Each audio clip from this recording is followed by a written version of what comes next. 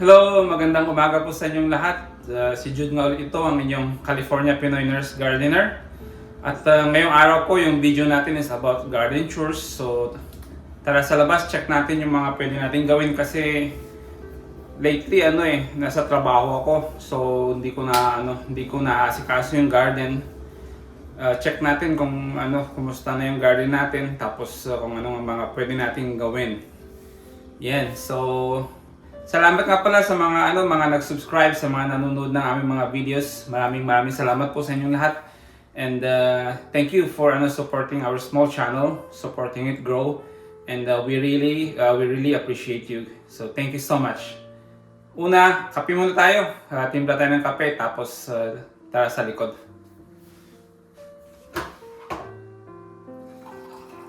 Grab your coffee, magkape na rin kayo para samahan niyo ako para samahan niyo akong magkape. Yeah, sabi ko nga matagal-tagal na akong hindi naasikaso yung garden kasi alam niyo naman may trabaho tayo. So yeah, tara sa labas. Check natin tong roses. Grabe, ang dami ng bulaklak Talagang nagbo-bloom na silang lahat. Ganda. Yan. Nag-spray ako a week ago. At least nabawasan significantly yung mga aphids. Ito may mga konti-konti pa. I think mag-spray na ulit ako kasi it's been a week na. Tapos check nyo yung mga onions natin. Yan, madami na silang bulb. Ito, madami na silang bulb. Iyan nga sabi ko, ang laki ng nasa likod na yun. Malaki. So ito, everyday tinutubigan natin. So mamaya tubigan natin yung mga to. Tapos madami ng mga nagbo-bolt. Ito 5 ito. Nagbo-bolt na sila kasi ngayon malamig na. Nung past few days ang init, nasa high 80s. Ngayon ang lamig na naman, nasa 60s. So siguro yung change ng weather nagko-contribute sa pag-bolt ng mga ito. Yeah, tubigan lang natin mamaya. Tapos ito yung mga natin, butternut squash. Yan, mga onion. Kape muna tayo.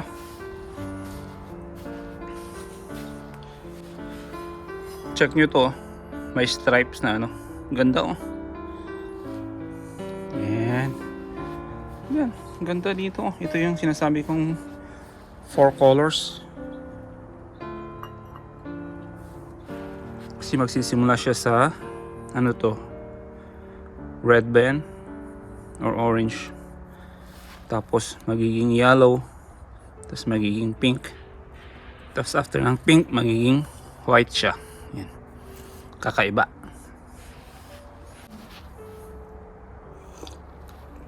So yan.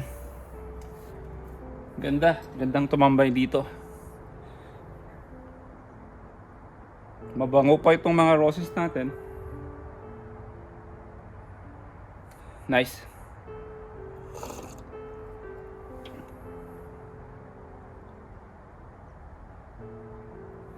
Makulimlim yung panahon ngayon. Medyo gloomy. Hanggang bukas. Gloomy for the past like 5 days. At least bukas, the next day, aaraw na, nasa high 70s na. Kaya magiging maganda sa ating mga halaman. Kasi mostly ng halaman natin dito mga summer, spring and summer vegetables. Yung mga taglamig na halaman is yung mga onion saka garlic, pero yan mga nagbabob na yung mga yun Kailangan talaga nila ng araw na sa ngayong panahon. Okay. So tara, check natin kung ano mga pwede natin gawin. Okay. So dito tayo sa ating mga raised beds. Check nyo yung upo natin. Oh. Lumalaki na sila. Oh, makakyat na sila. Bilis. Mga to, ano lang, lagyan lang natin ng clips para maganda yung kanyang pag-akyat. Tapos yung sa baba, tinanggal ko lahat yung mga suckers para mag-focus muna siya sa pag-growth sa taas.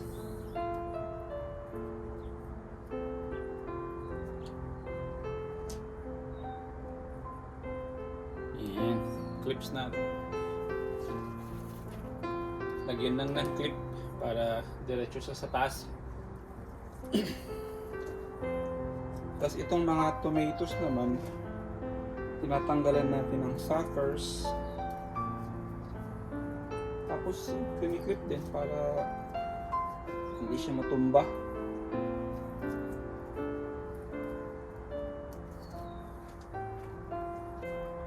So i-clip natin lahat ng mga ano, lagyan natin ng clips yung mga tomatoes natin dito. Tapos tanggalan natin ng mga suckers.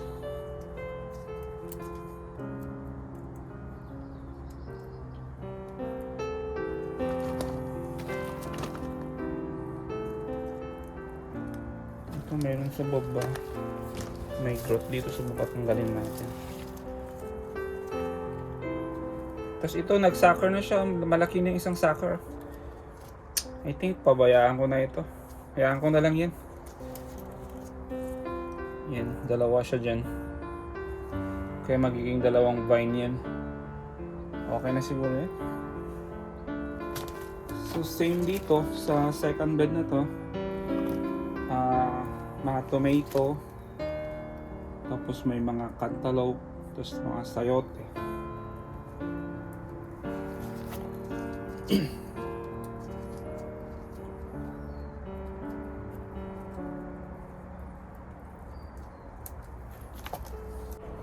Busy na kasi kami sa trabaho ngayon eh. Medyo madami kaming pasyente, kaya nung past days eh tatabaw ako ng mga 16 hours a day kasi wala ding pumapasok, kaya kailangan nila ng tulong. So yan, medyo madami tayong naipong trabaho. Tapos ito mga sayote natin, umakyat na sila.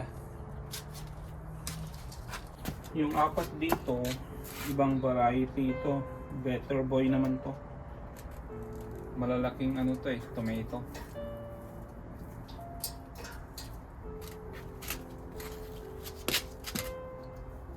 Tapos yung maganda dito sa Better Boy, kaya niya yung frost. Kaya pwede siyang pang all year round.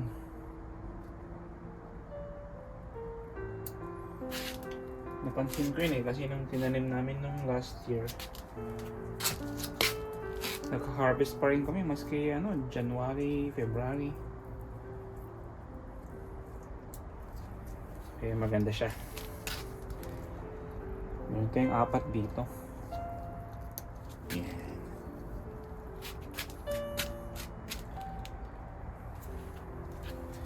Tapos yung mga check nyo yung marigold natin. Flex ko lang to kasi nagbubulaklak na sila. 'Di ba? Ganda.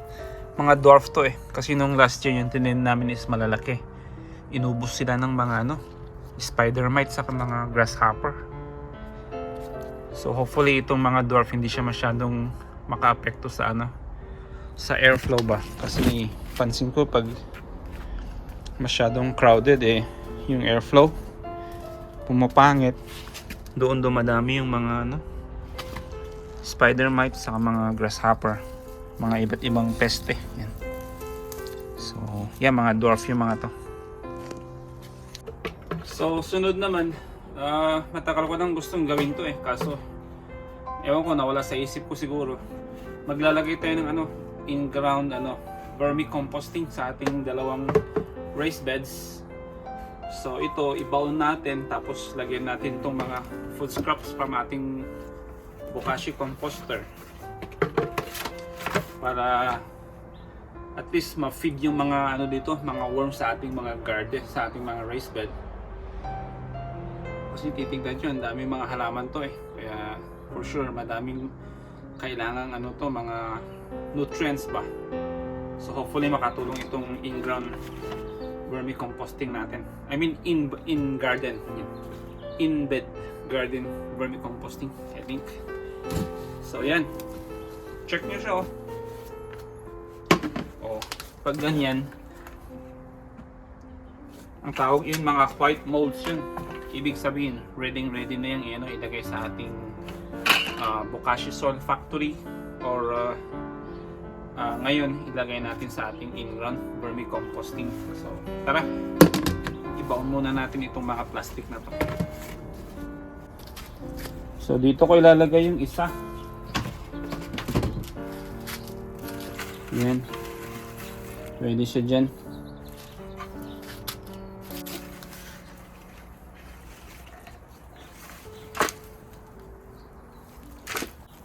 Tingnan nyo, daming worms oh.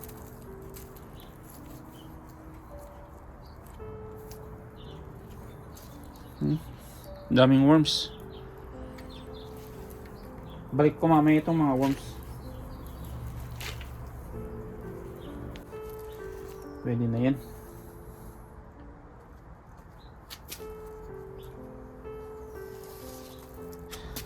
O, diba? Tapos shoot lang dyan.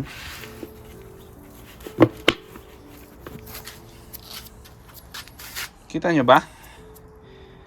Gusto ko. Bawasan ko na lang to para makita nyo. Yan.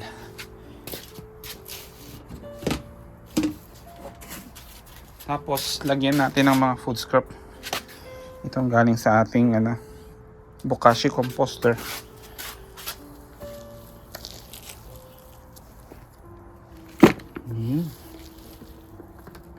So, dito na siya mako-compose. At least nafi-feed niya yung mga worms. Tapos check natin more often para lagyan natin kung kailangan kanyang madagdagan ng food scrap.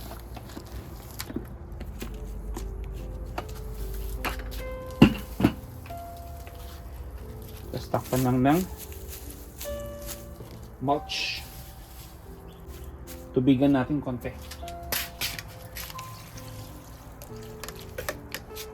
Yan. So ito, dito naman yung pwesto niya. Tabi lang natin yan.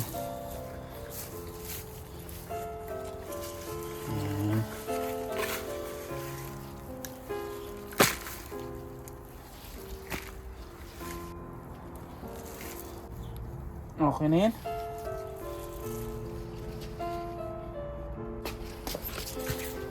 Yan. Okay na siguro yan.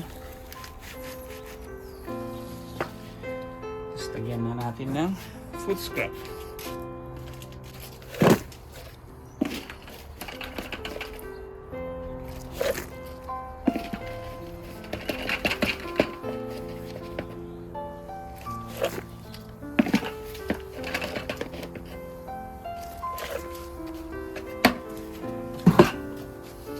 Okay. Yun, no? May mga na, pagkain na yung worms dito sa ating raised bed. Yan.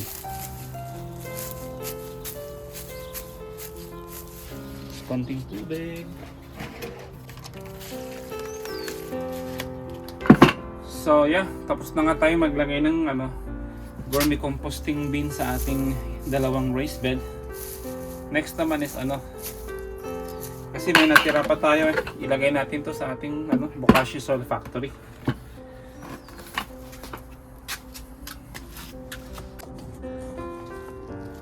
So ito yung natin Soil Factory Bokashi.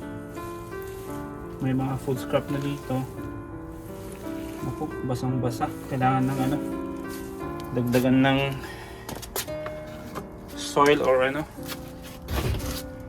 mulch.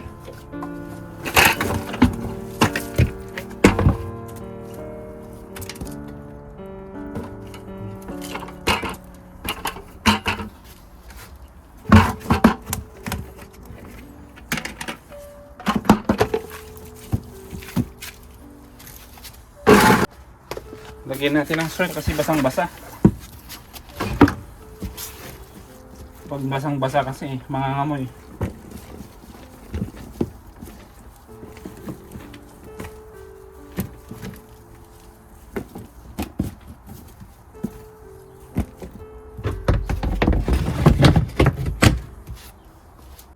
So next naman na gagawin natin, yung mga Roma tomatoes natin. Pwede na silang ilipat sa mas malaking container pots. So transplant lang natin para maganda yung growth nila. So dito meron tayong mga potting soil dito. Just kuha lang tayo ng mga potting soil na gagamitin natin sa ating mga Roma tomato.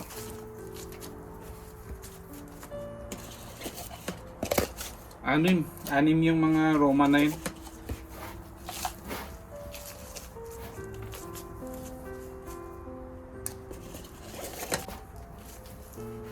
Actually, dalhin ko na lang dito para hindi masyadong madumi.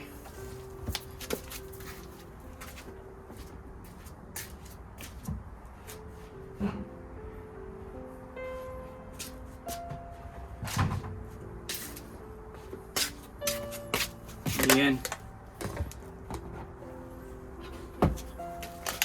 So meron tayong 6 na Roma. Ayan. Tapos dito sa side niya, tabi niya, mga eggplants. Pero hindi pa sila ready ilipat kasi wala pa silang mga true leaves. So ito na lang muna ilipat natin yung mga tomato.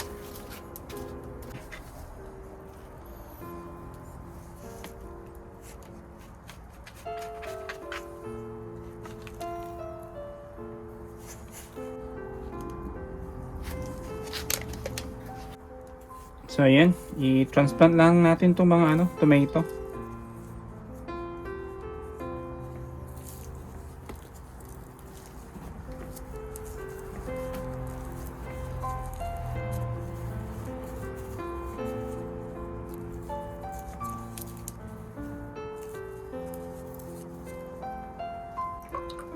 Ito palang Roma tomato, paborito to ni Mrs. eh. Tinanong niya ako nung nakaraang araw, nagtanim ka ba ng Roma tomato? Sabi ko hindi. Kaya yan, nagtanim na tayo ng Roma para kay Mrs. kasi paborito niya ito. Tapos yung kapitbahay natin na Nepalese, humihingi ng mga seedlings. Wala akong maibigay that time. Kaya pag malalaki na yung mga to, bigyan natin sila ng seedlings.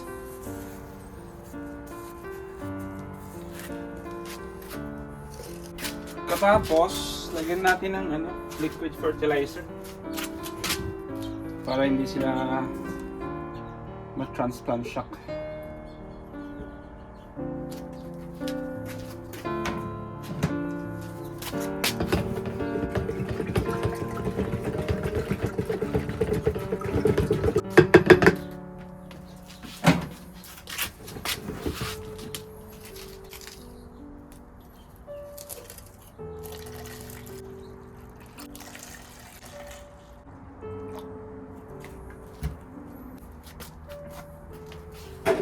So yan, tapos na tayo mag-transplant ng ating mga Roma tomato.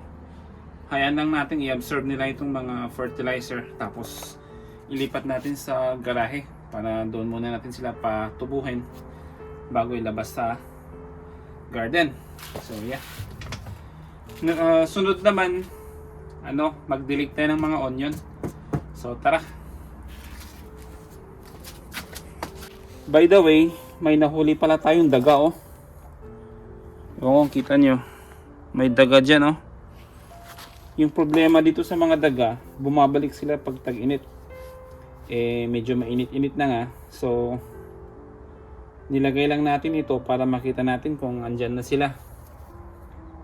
So, andyan na nga sila. Ibig sabihin, ilagay na natin lahat yung mga traps natin. So, yan yung magiging video natin sa susunod na araw. Is yung mga traps natin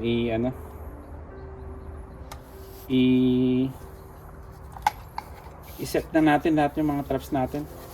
Kasi nandito na yung mga daga. Ayan.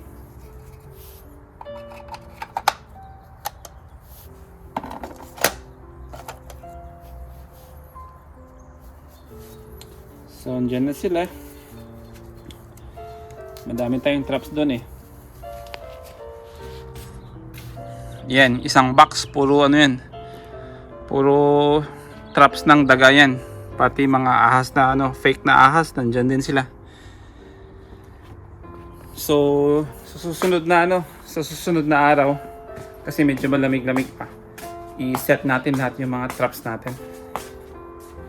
So, mag-ano muna tayo, magdilig muna tayo ng mga onions.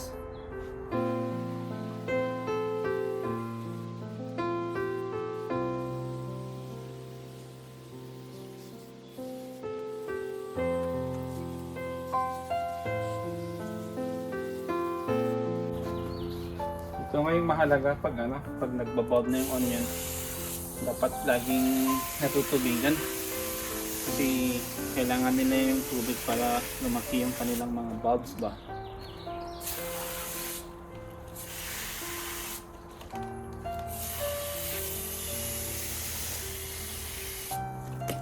So yan, tapos na. Tapos na tayo dito sa ating mga onion. Sunod naman i-harvest natin yung ating compost sa ating tumbler composter kasi ready na yung isang chamber eh.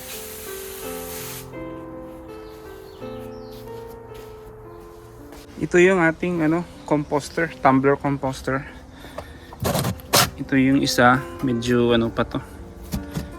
Hindi pa siya ready. Tapos yung kabila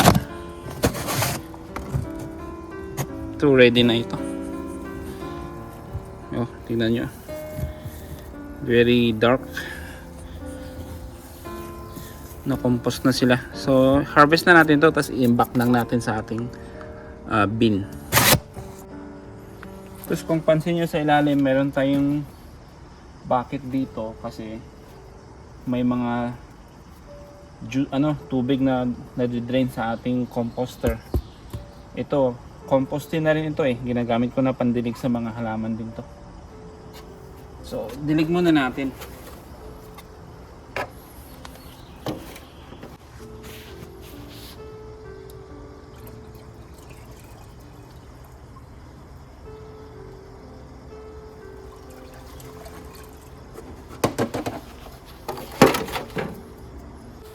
So ito, lagay lang natin sa ating mga zucchini. Konti-konti. Kasi ito nadiligan ko na to kagabi, kaya medyo basa pa. Konti na lang ilalagay natin. Ito, patatas. Lagyan din natin yung ating mga patatas.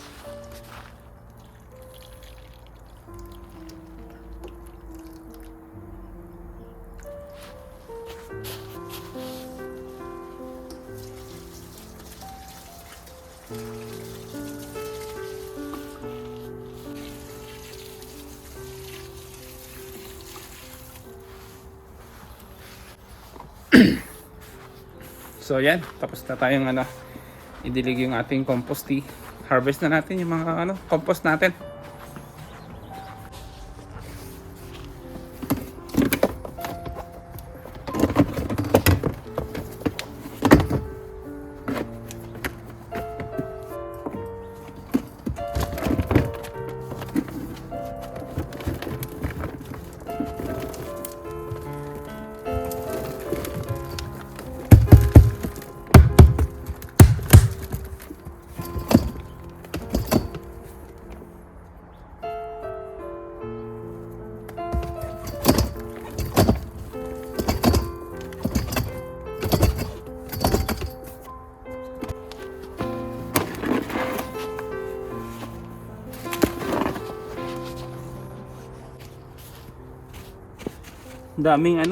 Daming worms. Tanggalin natin para ilagay natin sa ating yung in-bed na vermicompost natin.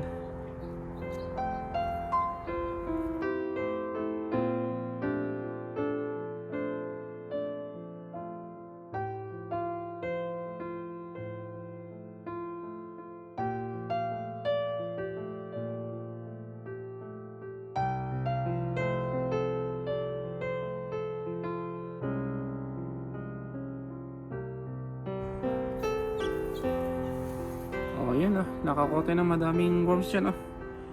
So lagay lang natin to sa ating ginawang in-bed vermicompost. Hatiin natin.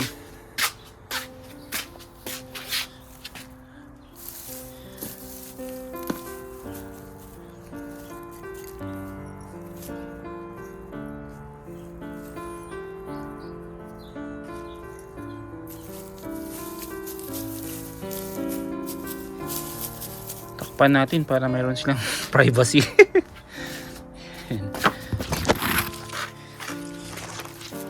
Dito yung isa.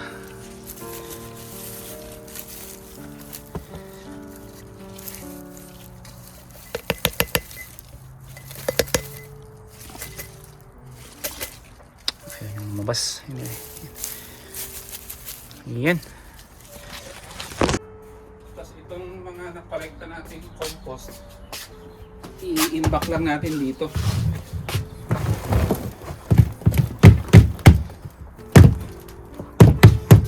Pag nangailangan tayo, saan tayo kukuha?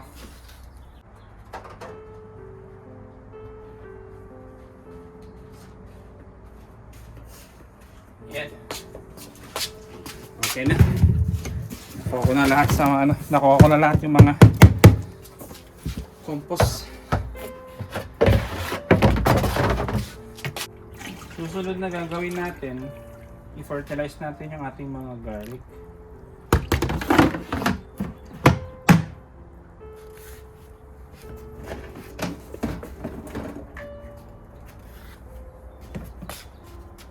Every 2 to 3 weeks pina-fertilize natin kasi kailangan natin ng madaming leaves para mag-produce siya ng mas malaking bulb ng garlic. So itong gamit natin, itaas siya sa nitrogen.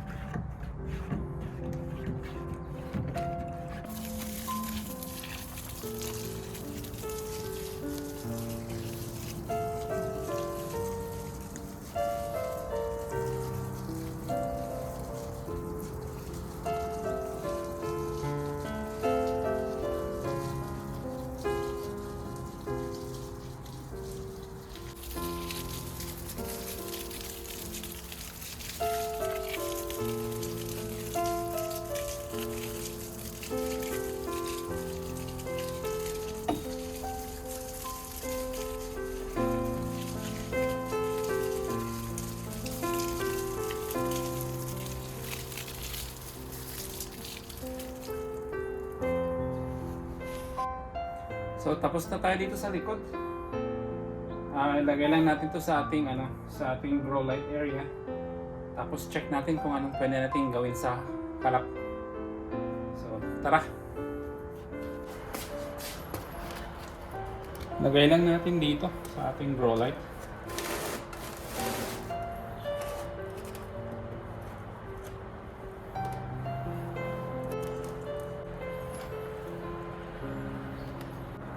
Ito, may na-harvest pala ako na compost tea sa ating Bokashi composter. Idilig lang natin to sa mga halaman sa labas. So, yeah. Maganda to. Good stuff para sa mga halaman. Gustong gusto nila ito. Kaya malalago yung mga halaman natin kasi ginagamitan natin ng mga compost tea, mga organic fertilizer. So, tara, diligan lang natin.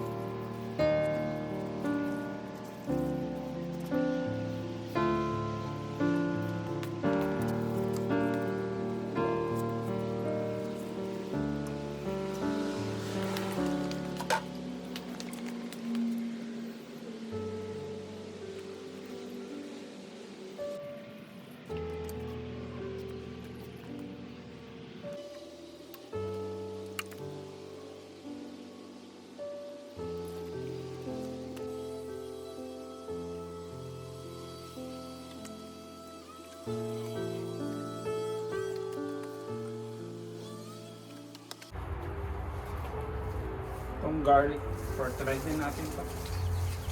Kasi na-fertilize yung nasa likod. Ito din.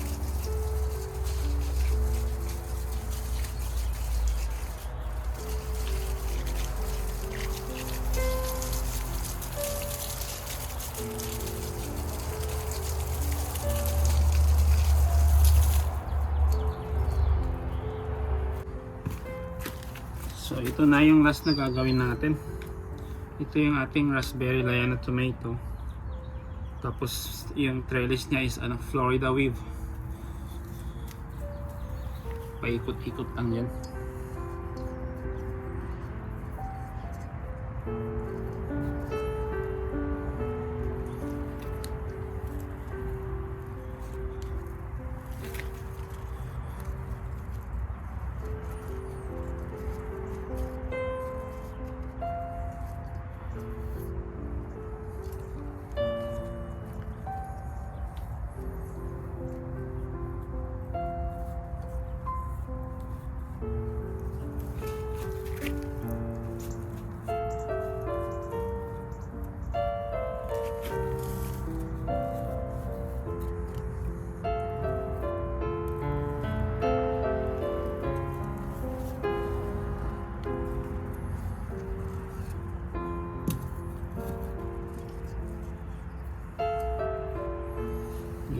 Ganyan lang, simple.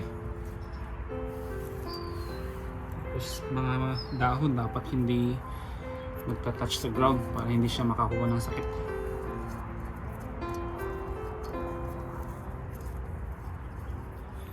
Yan. Tara naman sa kabila kasi may mga tomatoes pa tayo doon. Nga pala flex ko nga pala itong sa aming persimmon. I think tama nga yung hinala ko. Ito yung magiging bunga.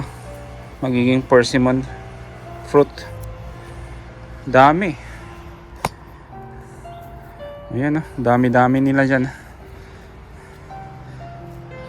Galing. Nice.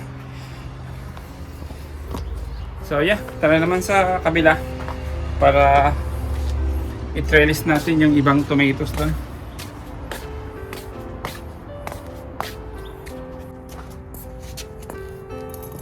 Dito may 4 tayong tomato dito sa area na to.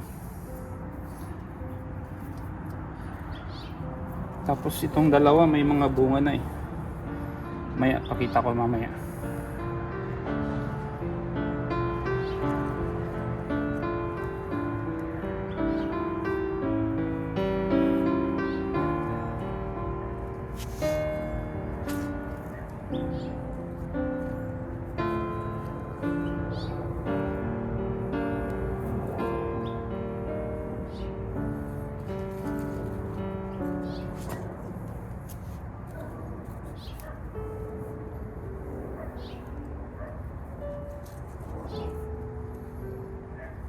Yan lang siya, para malinis siyang tignan.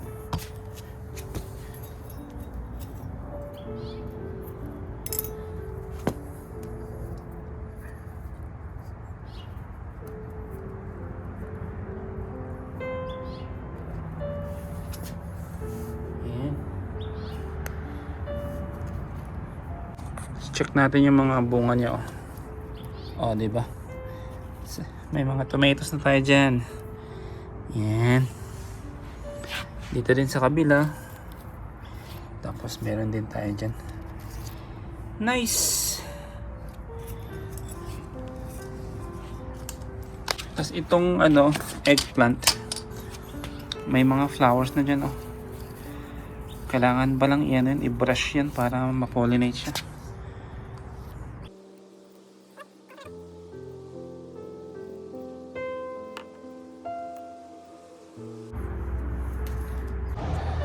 Tapos ito pala sa harap, meron tayong 4 na rose tree dito. Flex ko lang mga to kasi ang gandang tignan. Dami ng bulaklak So, may mga aphids pa rin. I-spray tayo mamayang gabi. Yan, dami ganda. Yan ito yung mga mabango. Itong mga dark color, mabango yung mga to. Tapos ito yellow. Yeah, hindi pa sila masyado pero yeah, another week yan eh. Ang ganda ng tignan yung mga yan. Tapos ito malalaki yung bulaklak na mga to eh. Mabango din yung mga to. Mga red roses. Ganda.